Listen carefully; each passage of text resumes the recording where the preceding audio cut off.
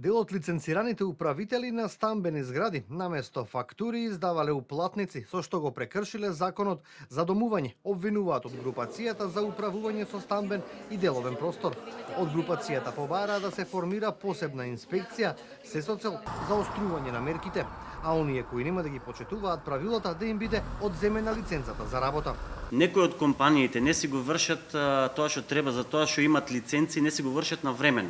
Значи не вршат на времено утужување на средствата кои не се наплатени или сервисирање на средствата кои што треба да ги платат према другите компании.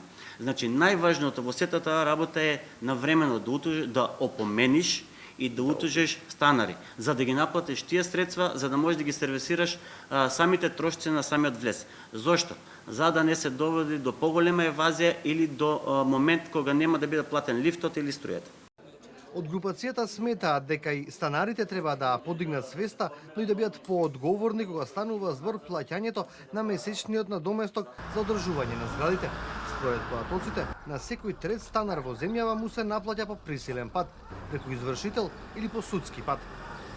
Се случува денеска презимаме зграда за 2 дена ЕВН ја изгасува електричната енергија поради неплатени трошоци.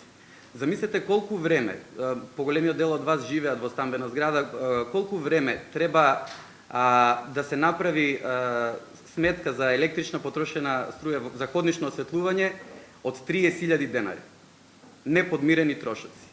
Значи најпрвин лиценцираните управители фактурираат нешто такво, а не ги исполнуваат обврските. Прибираат пари од станарите, а не исполнуваат своите обврски. Бројките покажуваат дека над 50% од стамбените згради или околу 10.000 имаат ангажирано управители или именувано претседатели на стамбени единици.